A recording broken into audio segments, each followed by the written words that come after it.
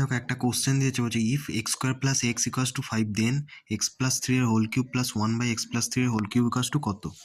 দেখো suppose x plus 3 কে আমি যদি ওয়াই ধরে নিই, তাহলে এক্স এর ভ্যালু আমাকে এখানে কত আসছে, ওয়াই মাইনাস 3।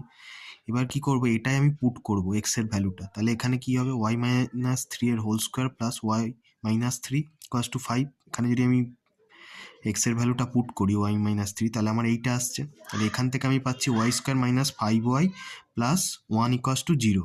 আর ওয়াই দিয়ে যদি আমি পুরোটাকে ভাগ করি, এখান থেকে আমার আসছে Y plus 1/y equals to 5।